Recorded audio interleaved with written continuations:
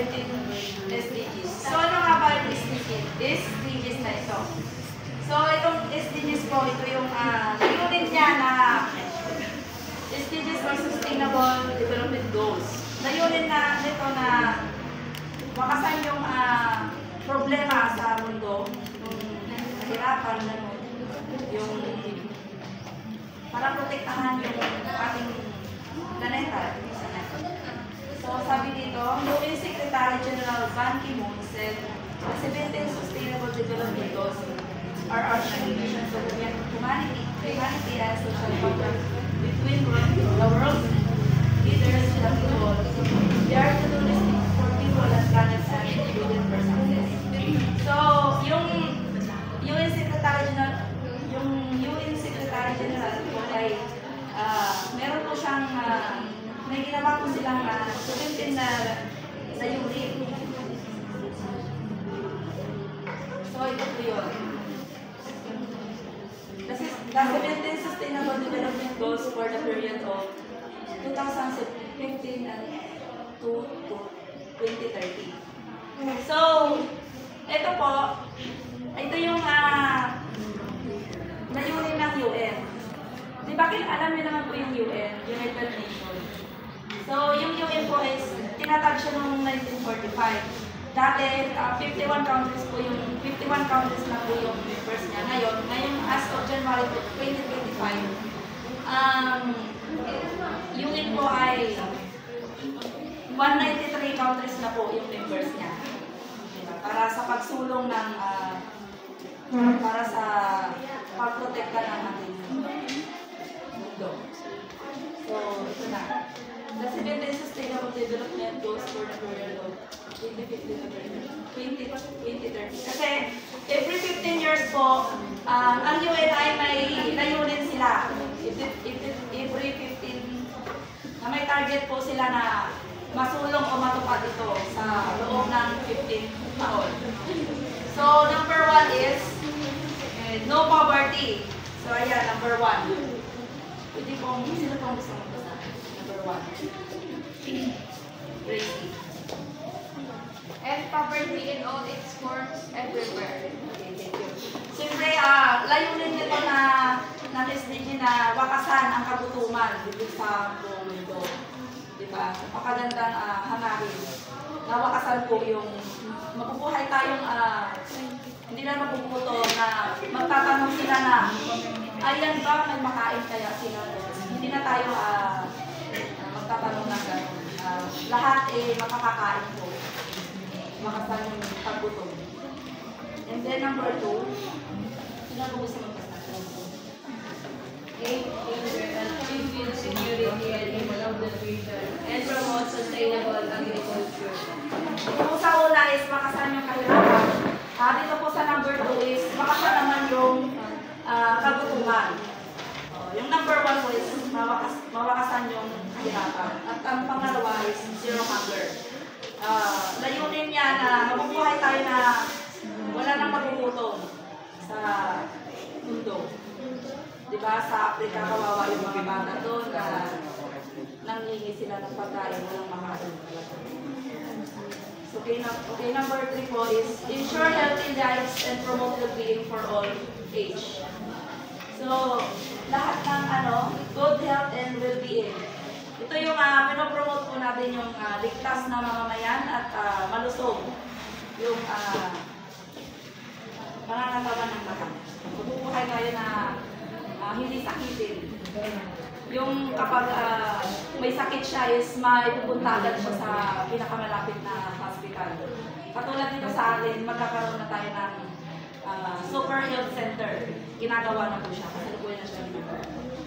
So, number 4 is quality education. Alam naman po natin na tayo, syempre, nararanasan na natin ito. Inclusive at quality education.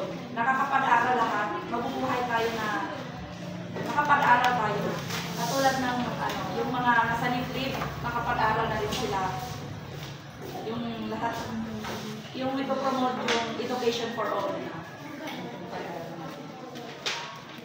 And then sa number 5, ito pong pakibasa. Leaded. Ay. Leaded. At ulit. Number 5.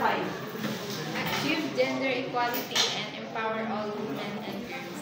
So, ayan. Di ba pinatupad yung God advocacy? So, ito, pagkapantay-pantay ng karapatan ng kababaihan. More on siya sa kababaihan. Yung mga bata, may karapatang mag-aral na ng kababaihan. Empower, woman empowerment. Gender equality. And then number 6, clean and water sanitation. Ensure availability and sustainable management of water and sanitation. So, ayan. Dito, mabubuhay tayo na ligtas yung ating iniinom.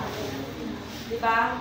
Di karamihan naman na sa atin is mineral yung iniinom, diba? Sino yung hindi pa mineral ang iniinom dito? Si Sir, hatang iniinom na So, ayan. Meron naman ng ilan-ilan, hindi na mineral. Pero, syempre yan po yung nakasanan. Yan, lahat po ligtas. Layunin na ligtas ang ating may malinis na inumin at tubig na gagamit sa mga araw-araw. Then, number 7. Pagkasa loob. ensure access to affordable, reliable, sustainable, and modern. Ayan. So, mabubuhay tayo na katulad nito, affordable yung affordable, reliable, sustainable, and modern. So, di ba, nauso na yung mga solar light, gano'n? Di ba, yung makakamura tayo sa electricity. And then, number 8, promote sustained inclusive and sustainable economic growth, full productive employment, and decent work for all. Ayan, mabubuhay po tayong malagal tayong makakapaghanap ng magandang trabaho at susunod trabaho. Siyempre, pagkatapos natin, yan, hindi man tayo palalo na siyempre, mag-work muna tayo. Yan, magkakahanap tayo ng decente at magandang trabaho. And then 9, build resilient infrastructure, promote inclusive and sustainable industrialization and foster innovation. So, ayan. Sa 9, yung mga ekonomiya natin nagpapamunlat po siya ng, sa mga infrastructure ng mga trabaho at nagpapromote po siya ng yung mga makabagong teknolohiya, gano'n. Tapos, hindi lang po tayo nag-work para sa sarili natin, kundi para sa ating komunidad at sa bansa. And then, sino yung gusto magbasa? Tracy. Reduce inequality within and among countries. Ayan. Dito, pantay-pantay po,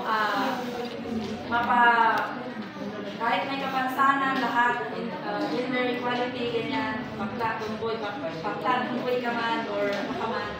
Dito, malilisan po yung hindi pagkapantay-pantay na,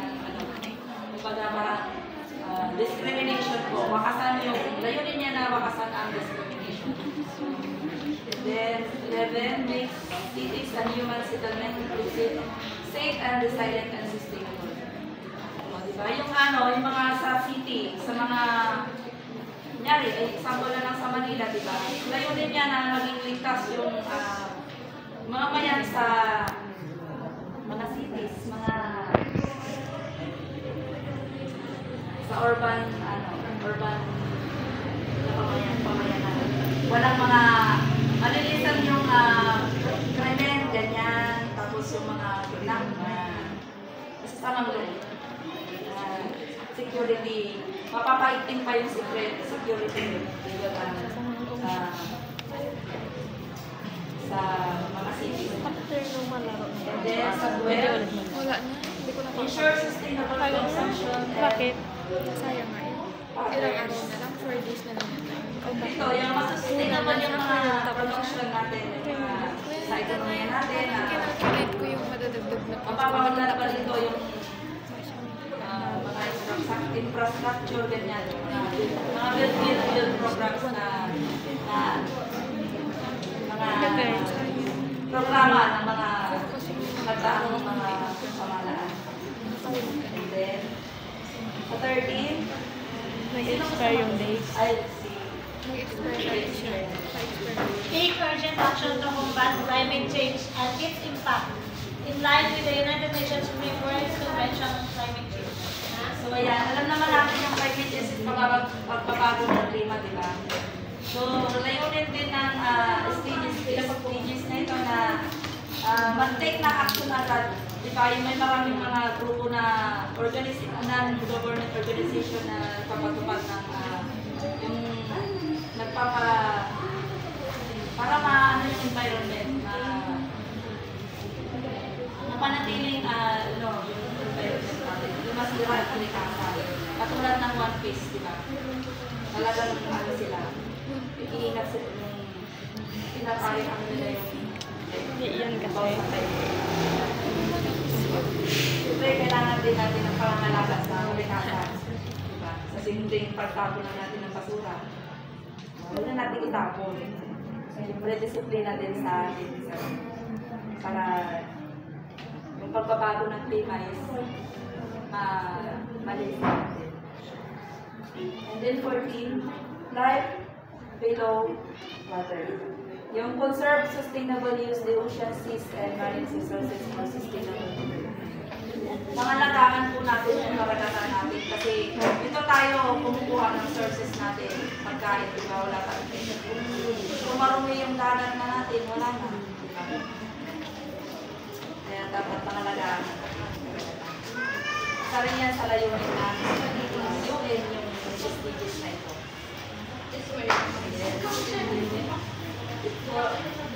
Number 15, Ate Giselle, 15. Protect, restore, and promote sustainable use of terrestrial ecosystems, sustainably manage forests, combat desertification, and halt and reverse land degradation, and help biodiversity loss. Ayan, di ba nakakalbo na yung mga kagubatan natin, tapos minsan nauuling na ganyan. Kaya dapat talaga is pangalagaan natin yung biodiversity natin. Parang ibalik natin sa green project. Isa pa rin yan sa layunin natin SDGs. And then 16, peace and justice. Promote peaceful and inclusive societies for sustainable development, provides access to justice for all and developing responsible and inclusive institutions at all levels. So, ang justice, ang hustisya ay para sa mayaman lamang sabi nga nila. Pero dapat dito sa layunin ng SDGs is ang justice ay makakamit ng lahat. Hindi lang para sa mayayaman ang hustisya. Peace and justice. And then 17 last is strengthen the means of implementation and revitalize the global partnership of sustainable development. Yun, yung pagkakaisa ng mga gobyerno, pamahalaan at local municipality. Yan, isa rin yan sa layunin ng SDGs. So, tayong mga generation, di ba, na-enjoy naman natin, parang na-enjoy naman natin, how about pa sa next generation, sana ma-enjoy din nila yung ating, itong pamumuhay natin. In September 2015, the General Assembly adopted the 2030 Agenda for Sustainable Development that includes 17 Sustainable Development Goals to this year. Yan yung 17 na yon is nadap noong 2015. Building on the principle of leaving no one behind. Yan. Lahat, walang maiiwan, sabi niya. Pagkakaintindi, walang maiiwan dapat sa layunin na ito. The new agenda emphasizes policy's approach to achieving sustainable development, the realization of selected SDGs means solving the top global issues cited by two sources. Yan ang layunin na, magandang layunin ng UN, SDGs hanggang sa 2030. Yun lang po.